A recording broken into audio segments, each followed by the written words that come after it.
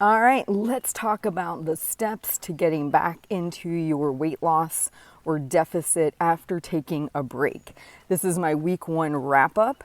I was on about 6 weeks of maintenance through the self quarantine, and as of last week, felt the desire to get back into my deficit. And when I work with my coaching clients or for myself, I like to baby step our way back into hitting those calorie deficits and cleaning up behaviors. And what that looks like is, and where self-compassion comes in, is we don't try to do everything the way we were doing it before the diet break, the maintenance break, the vacation, whatever you want to call it. We try to ease our way back into it. So if I have a client who comes back from a vacation or something happens where they're really not tracking, they're eating God knows what, or they've really just been off, I find a good general rule of thumb is just to get them to hit maintenance calories and track for about a week. In this case, for myself, what I did is I left my points set to maintenance and iTrack bites. And my personal goal was to try and hit 26. So it gives me 32, but my goal and aim was 26, which is what deficit points would be. And then I gave myself the range, 26 to 32. Why did I do this? Why did I not go down to 26 and say 26 is my ceiling? Self-compassion is to say it's more important for the first few weeks to build up consistency, to build up the feeling of accomplishment when you have not been doing that, okay? So for somebody who's coming back into it after having a long off period, just getting them to be consistent with tracking, consistent with getting into a lower calorie or point range is goal number 1. So strategy number 1. Strategy number 2 is what I'm going to execute this week, which is cleaning up my behaviors. So for example, a couple behaviors I know I'm going to be working on cleaning up this week is my protein powder. So when I really am focusing on a deficit, when I'm really trying to nail my calories or my points, I need to weigh my protein powder on my food scale.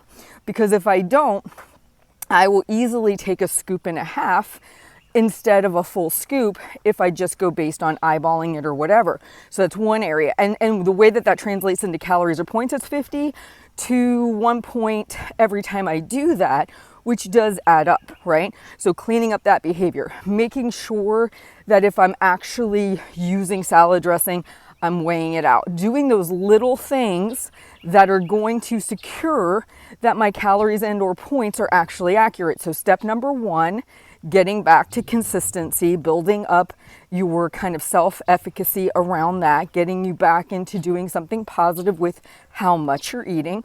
Step 2 is cleaning up maybe some kind of messy behaviors. And this is the question I ask myself.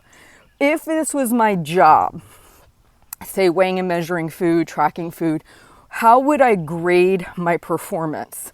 Would I feel secure taking a full paycheck based on the level of effort I put in? And the reason I ask it like that is it takes away personal judgment of me, okay? And it puts the judgment on the job. How did I do with the job at hand? Did I see myself putting everything on the food scale? Did I see myself using measuring utensils for everything? If the answer is no, right, then maybe I would get 80% or 70% of my paycheck.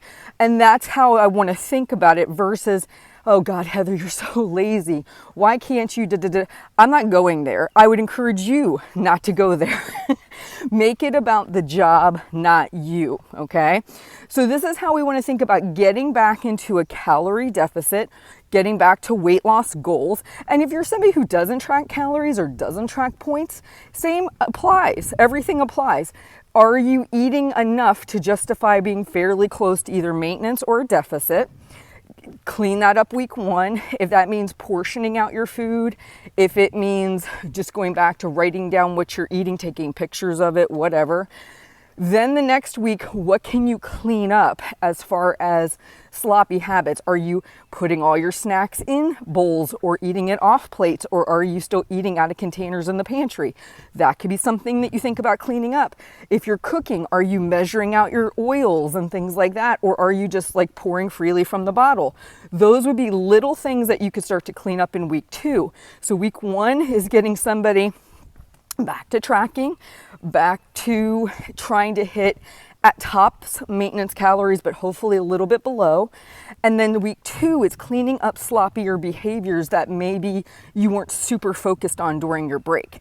So this is what we'll be focusing on. Now this week for me, week 1 back, I did really good. I think my average points were 28 for the week, which means I did fall between the 26 and 32 using my abundance plan and by having more self-compassion. And then this next week, I'll focus on cleaning up a little bit on some of those behaviors I talked about, the protein powder, weighing and measuring, things like that. And I think I saw like a 0.10 of a pound coming down on the scale, very slight, nothing major. But ultimately, my behaviors are moving in the right direction. My habits are coming back in the right direction. And that's what you want to focus on. Always habits, behaviors. The scale will eventually fall in line. You guys have a great week, and I'll talk to you soon.